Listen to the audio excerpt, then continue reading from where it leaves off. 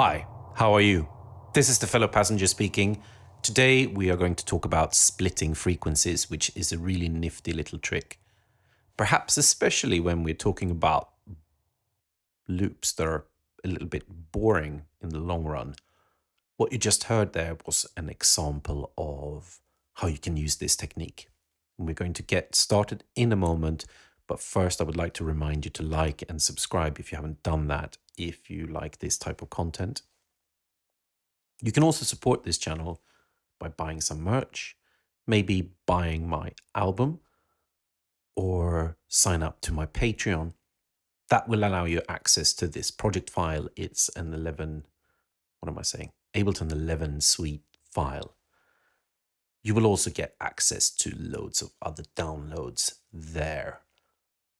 There are different tiers. The basic one will give you access to the downloads. The mid-tier will also give you access to the Discord channel if you want to have a chat with me or like-minded people.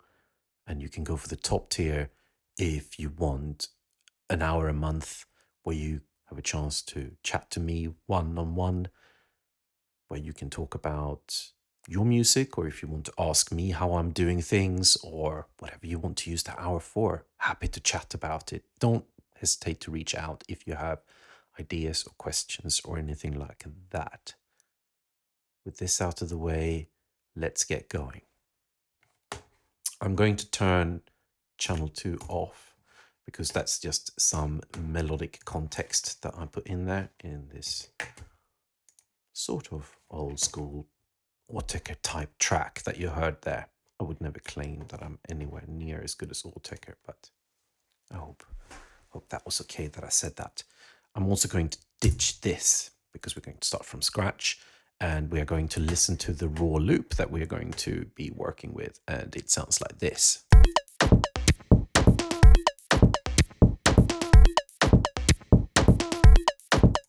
A nice little loop, but it is quite short and it becomes samey after a while.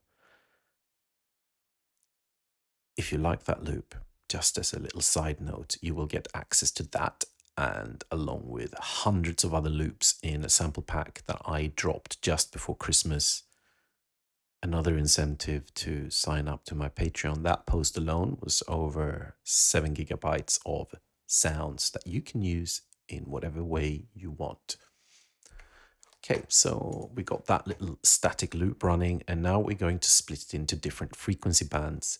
There's a couple of ways you can do this, but the quickest and maybe the laziest way, which we're going to go for today, is to go into Dynamics and use the Multiband Dynamics. Again, another side note, if you don't know what the Multiband Dynamics is, it's a compressor, but it allows you to compress different frequency bands differently. So it's sort of 3 separate compressors in here. So by default, any sounds below 120 hertz will be affected by the lowest compressor. Anything above that, up to 2.5 kilohertz, will be the mid compressor, and everything above 2.5 kilohertz will be affected by the top compressor. But when you open it, there is no compression happening, so it's sounding exactly the same.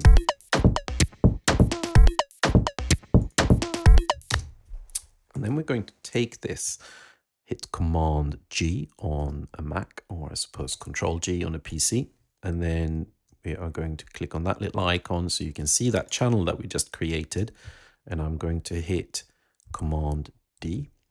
So we got 3 of those exactly identical with a multiband dynamics compressor in each. I'm going to solo the lowest one,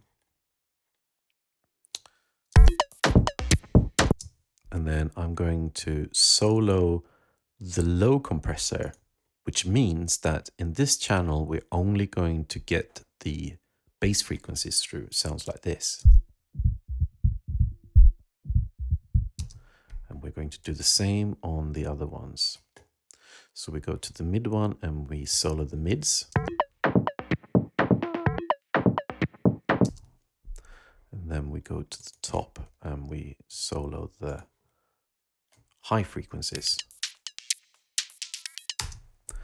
Now we can start applying effects to these ones, but for good measure, we're just going to rename these. So we'll just call that low, mid, high. Easy reminder. This is a really nice and interesting way of affecting different parts of this loop. So the low frequencies, which will be predominantly the kick, we may want to make sure that that is in mono, for example. In most cases, you want the bass to be in mono. Even though this is a stereo sample, I'm actually not sure if there is stereo content in there. So just to be sure, I'm going to do on this channel, I'm going to take a utility under utilities here and just set it to mono, just to make sure whatever we do to those frequencies, it's just going to keep it that way. And then we can start applying some effects here. So for the mid-range, I'm going to solo that. Let's say we want to have some reverb, and we don't want to have the reverb so much on the kick, or especially the bass frequencies on the kick. So we take that and we put a reverb in here. We can maybe EQ that a little bit, change the dry wet.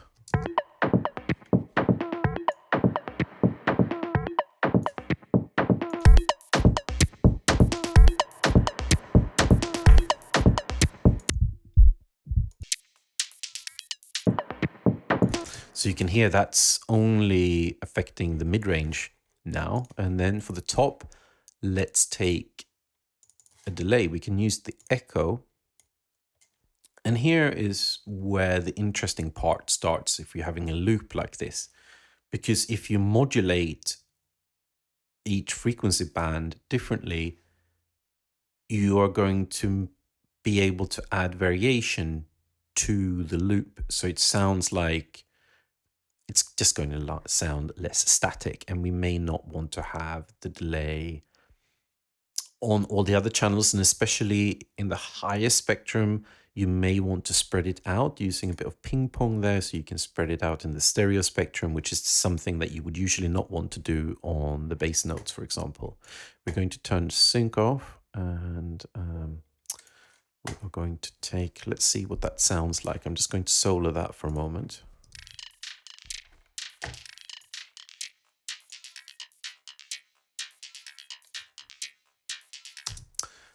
And then we go into effects, modulators, LFO, put that in that channel and change the waveform to random.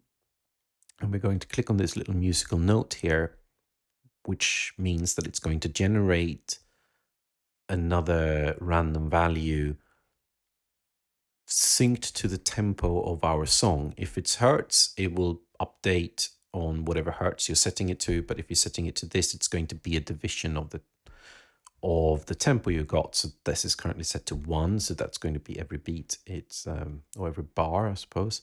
It's going to update this, and then we can animate the delay time. And we probably don't want any long delays, so I'm going to offset that and set the depth. The depth sets how the sort of the difference between high and low values that this can generate. So if we have a really low, they're almost all going to be the same. We want to have a bit of variety, and offset is like, are they all going to be towards the lower end of the spectrum or the higher end of the spectrum? And we want to have quite short delay times. I'm also going to click on repitch so we don't, it's going to sound a bit more robotic, which is quite good if you're having beats. And I'm going to take another LFO and also set that to random sync. And I'm going to map that to the feedback. But before I do that, I am going to go into Dynamics and add a limiter, because the feedback, it can sound really nice if the feedback goes over 100%, but it could also get extremely loud very quickly. So I put the limiter in there, minus 12 dB, and now we can map that to the feedback. Exactly that. But if we wouldn't have had the limiter there, it would have been quite painful. Maybe even set that a bit lower. We set it to minus 16. We can also set the depth, so it's never going to be quite so high. And we turn the dry wet down a bit as well.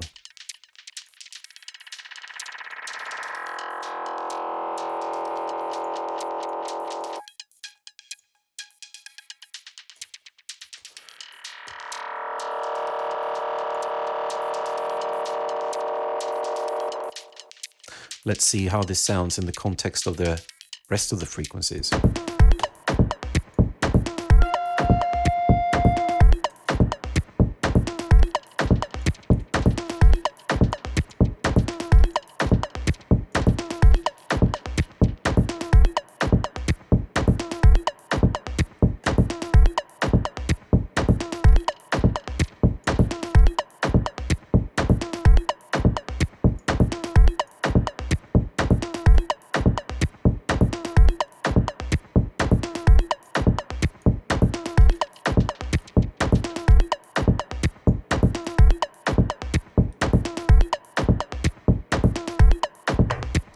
Getting too many boring random values.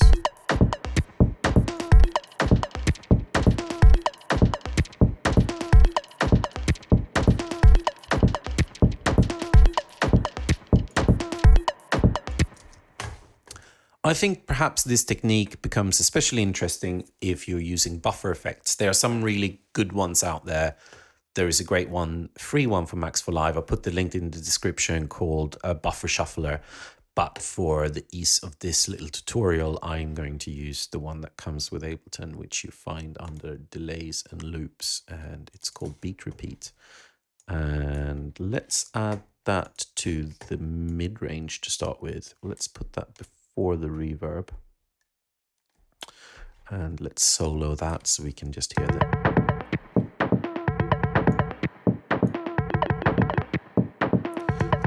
Tweak this a bit. We want the chance not to be 100% because then the buffer will trigger every bar, and we can change the grid so we get each section of the grid is a bit bigger, so we don't get so many short repeats. And then this section here, mix when the buffer hits.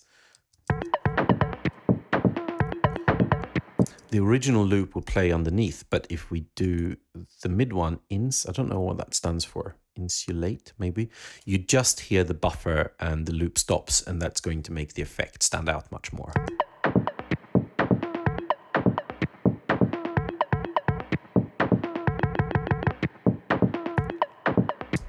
And we can add more of these. Let's do one to the top end as well. Why did I do copy paste? That's not what I wanted. Let's see here. We just add a new beat repeat, and we do that. Do we do that after or before the delay? I think we're going to be daring and do it after the delay. And we can also, let's see what that sounds like if we just solo this for a bit. We need to animate this one a bit here as well to create more variation. So we're going to take another LFO. We set it again to random, and we map that to the offset, because then it's going to grab a different slice of the bar when it's looping. We set that to insulate, I don't know. We make these a bit bigger, and then let's see if we drive this.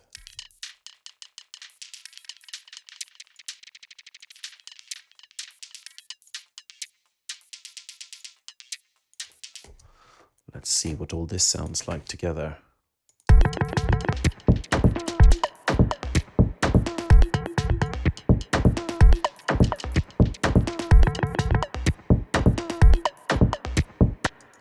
Maybe we want to do that there.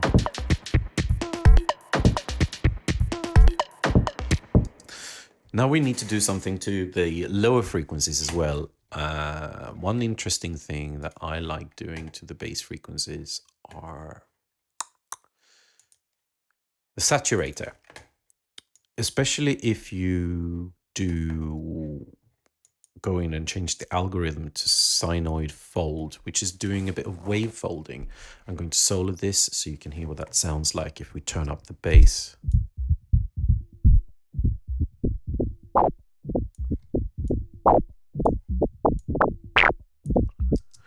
You get those aggressive overtones.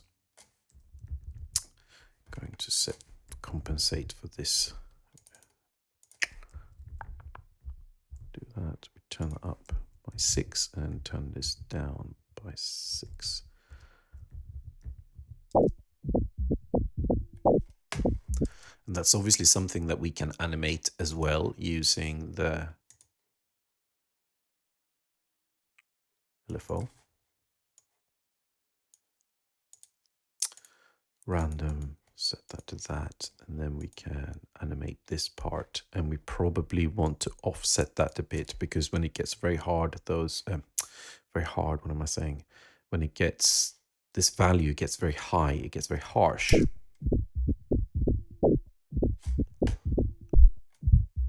And then of course we need some buffer effect on here as well. So delay, beat, repeat, go into here, make the grid chunks smaller, and we can maybe shorten that a bit.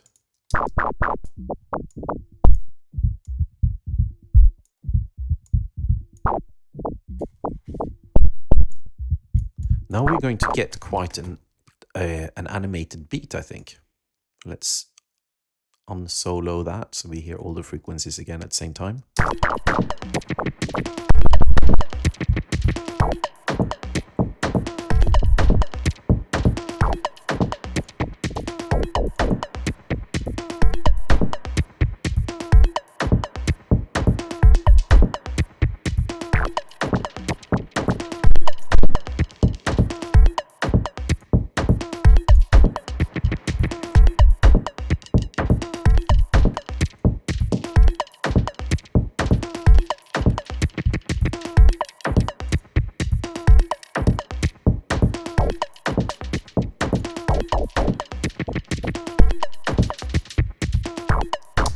I think you get the idea. Now, there's obviously a multitude of effects and you can play around with this.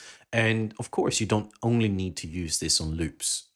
You can use that on all sorts of things. If you have a melody and things and you want to add different glitch effects and things like that to different frequency bands. Super interesting. I hope you found this helpful and inspiring. Please don't forget to like and subscribe and write something in the comment section.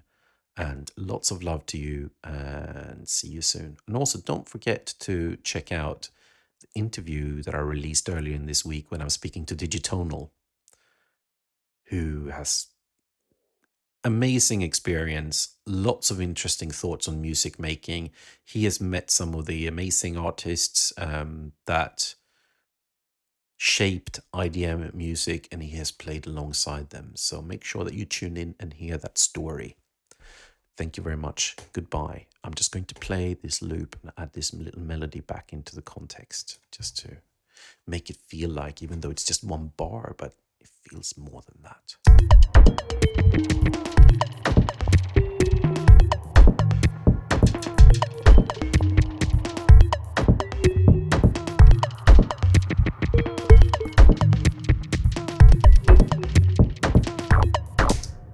Whoop.